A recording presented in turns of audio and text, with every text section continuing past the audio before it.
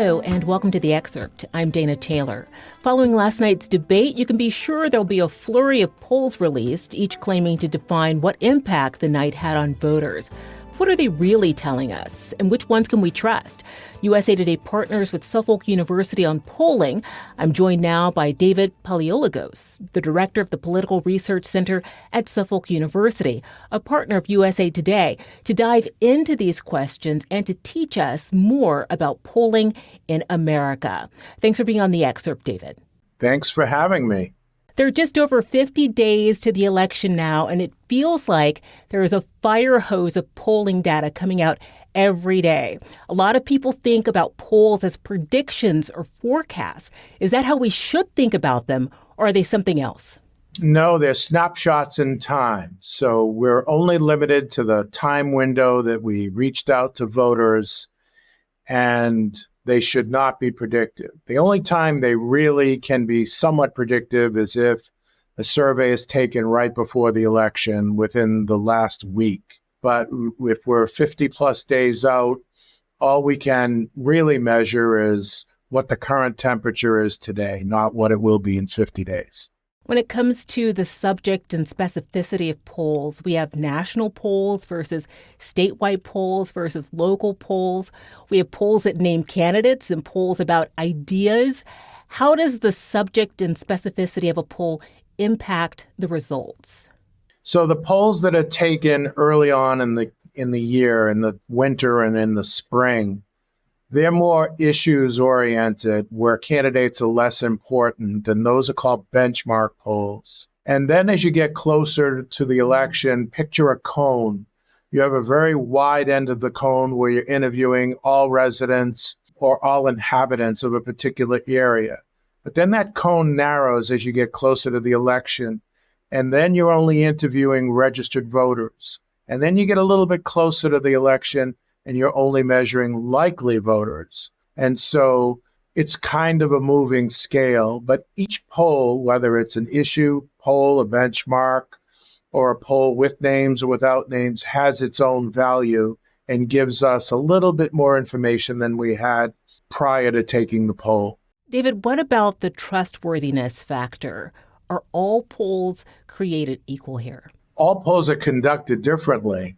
I guess that's the best way to put it. One good thing about this science, and I think pollsters are probably the second hated group of people besides the candidates, but there is a silver lining in the cloud, and that is that there's actually an endpoint, that it's not just this nebulous research that never ends, that the endpoint is election day, and the election results are finality for us. So we're all judged against us. 538.com has a database of over 500 pollsters in the country. Real Clear Politics does the same rating.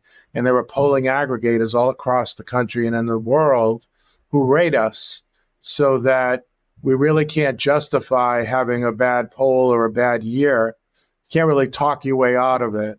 You're either right or you're wrong. You're either within the margin of error or not. And that's what's exciting for us. On our website at suffolk.edu/SUPRC, you can look at some of the top pollsters according to 538.com and realclearpolitics.com. Any one of those listed are worth taking a look at and giving its due weight when considering which polls are legit and which are not.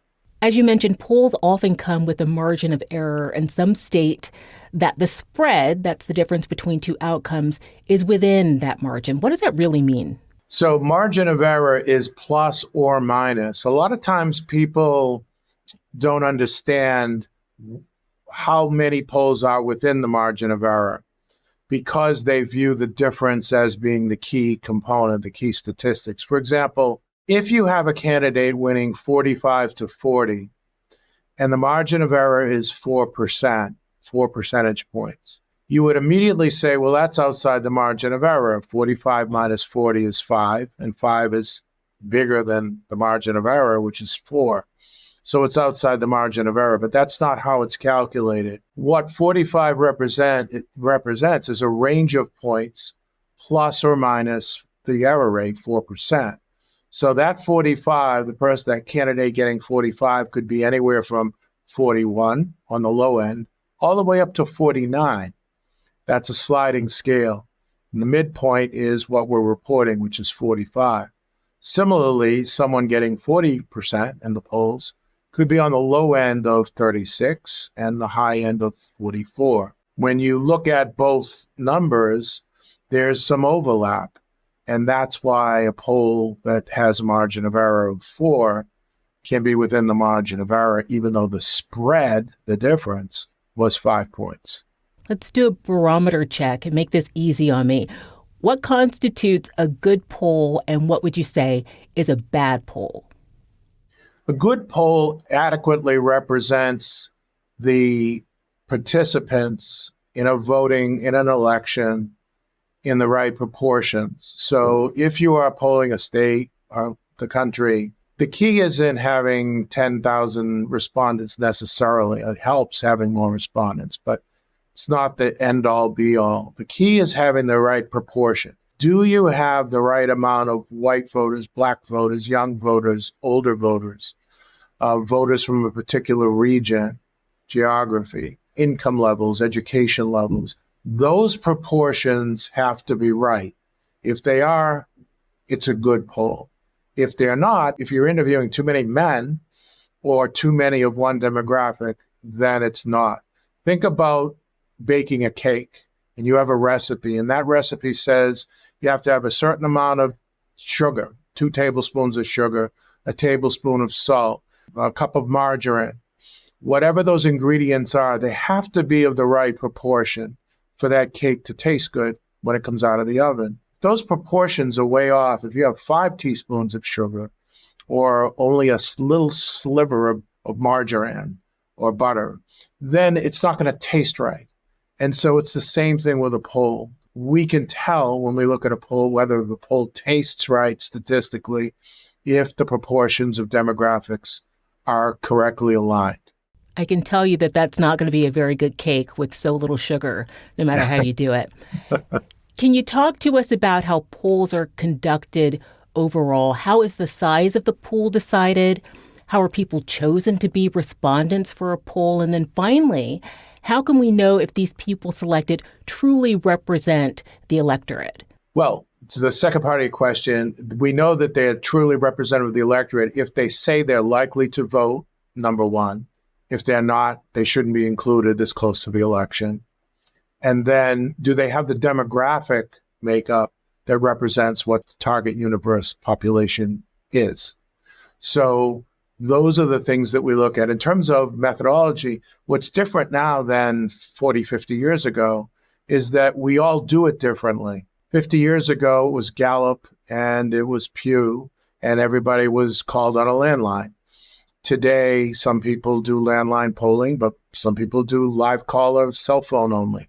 Some people do mostly cell phone and some landline. That's what we do. Some people do online panels, internet only. Some pollsters choose to do the IVR methodology, which is robo-polling.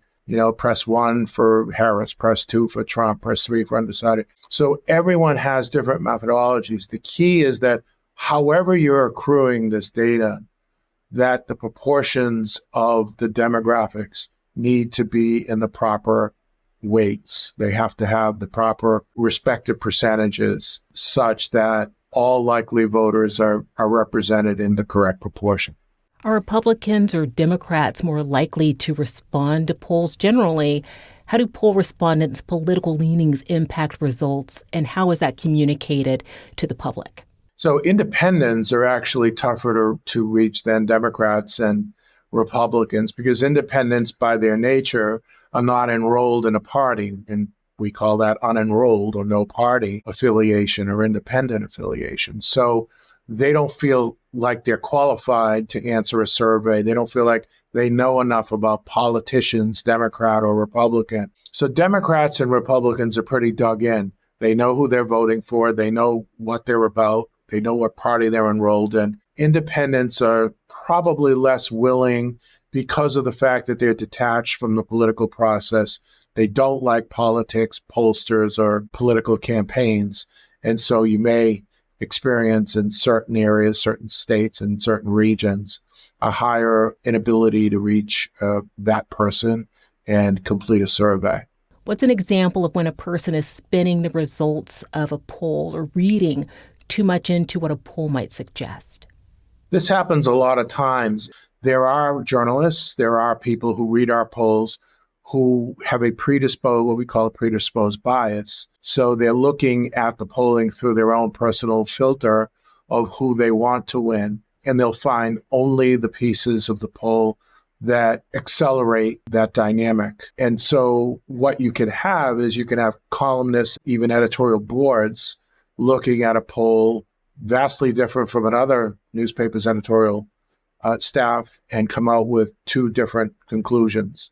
Oftentimes I see that when I just post the poll results on Twitter. I don't put any spin on it either way. I'll state the statistics and the statistical trends, and I can see the people commenting taking the pieces of that tweet, retweeting it with their own spin about how that would benefit either a Democrat or Republican candidate. We can't control what others say and their interpretation. Our job is to get the best snapshot of the public's view on a particular issue or on a particular political race as we possibly can. And once it's published, people will take that data and they'll use it for their own purposes.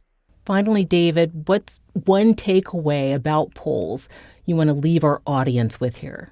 Generally, the polls have done a pretty good job. The pollsters have done a pretty good job.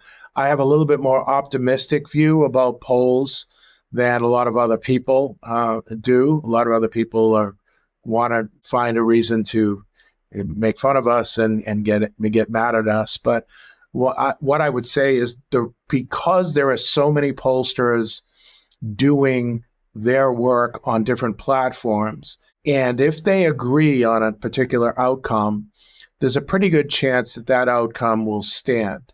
And the other takeaway I would say for your audience is, if you see a poll that's vastly different than the others, don't discount it. Suffolk University has been on that end of it. In 2008, we had Hillary Clinton beating Barack Obama in New Hampshire, and every other pollster had Barack Obama winning by 15, 20 points or double digits in many cases. And we had two bellwether polls showing Hillary Clinton winning, and our statewide poll had it within the margin of error. And we were mocked and made fun of for every hour leading up to when the polls closed. But when the polls closed, we were right. There is a very small possibility, there's that 1 in a million possibility that a pollster can be way different than the rest of the polling community and be right. So take it easy on them if you want to make fun of them on social media or email them, because you may be eating your words when the final count has been taken. David, thank you so much for joining me on The Excerpt. My pleasure. Thank you. Thanks for watching. I'm Dana Taylor. I'll see you next time.